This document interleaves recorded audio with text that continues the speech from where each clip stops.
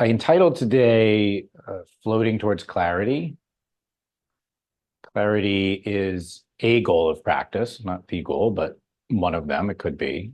And clarity would be seeing things as they truly are without coloring and the storytelling that the mind usually does. So clarity is an understanding and a feeling. And as they are kind of like fused together, um, they get fused together as we derive knowledge from the present. So we experience this clarity through our practice, both in sitting meditation and in the way it changes our perception when we're not meditating. But of course, the real question is, how do we get there? How do we do that? And one answer is to allow ourselves to experience our bodies, not our body, but our bodies, our physical body, our mental states, our energetic body, and experience these things in a different way than we usually do. So my first teacher would often reference transforming ourselves into bodies of light through the process of meditation. And first I kind of pondered this, and I guess I thought about taking that literally. And that was a bit of a tall order. But taken with the understanding that we have many ways we can perceive ourselves and the world around us, turned out that that paradigm or advice was really useful.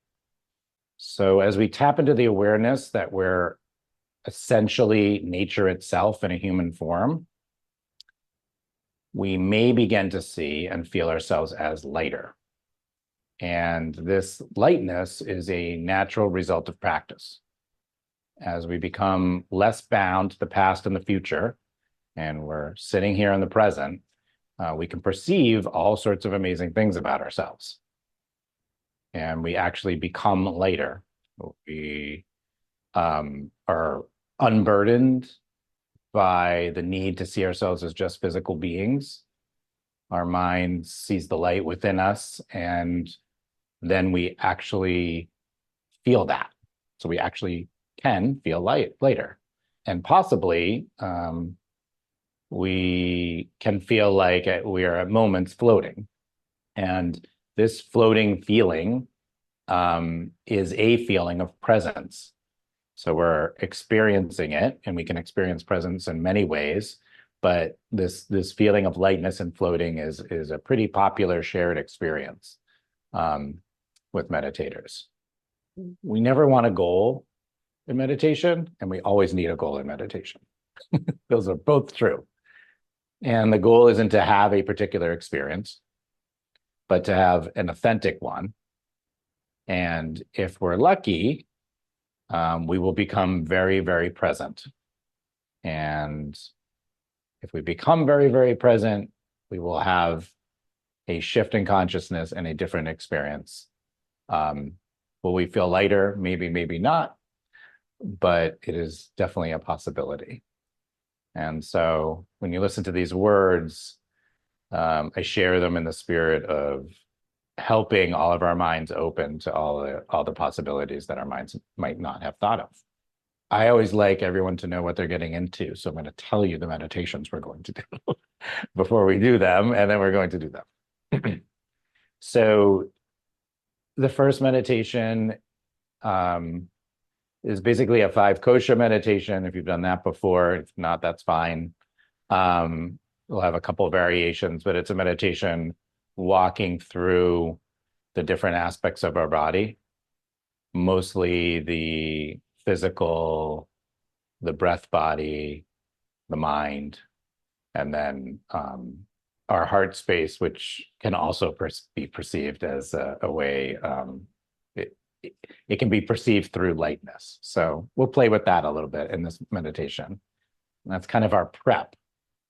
And then our second meditation will be based on the third eye, or the ajna chakra, but it's really your midbrain, the middle of your head. And we're going to use some chanting to prep ourselves for that experience. And we're going to focus our attention and our energy in the sort of upper regions of our awareness. And we'll do that. And then our third meditation will be a heart-based meditation where we're really thinking about the light within us. So those are the three meditations we'll do today. As we start to kind of move towards actually doing them, you really want to look around your environment. You know, we all showed up ready to go, probably like I'm at a meditation retreat, but it is online. And of course, we're all in our spaces. So I'd like to just take a moment and have everyone take in their own personal environment, like right, left, behind, noises, and ask yourself, is there anything I need to do to help make this space like a little bubble for myself, if you haven't already done that?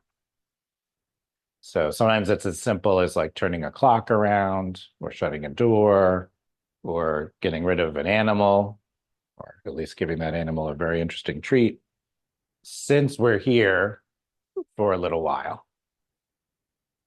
Let's really give ourselves, you know, the best experience we can have in terms of being uber present with our internal experience.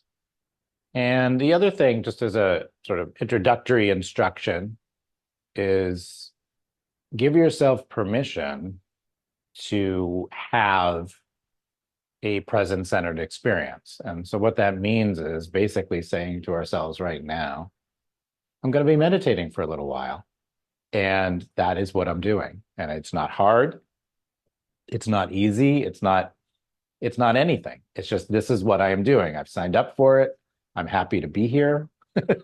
Because our brains, right, as soon as we move into experiences, you know, even if we want to be doing something, our minds can be a little oppositional. That's its job. Analyze things. What's this going to be like? How long am I going to be doing it? Will I feel like a body of light, or will I, you know, my back hurt? All the things. The mindful piece of it is to say to ourselves, here I am. I'm here to meditate. I'm here with all my friends meditating. Lucky me. I get a couple hours to do this. Nothing else needs to be done. We're good to go.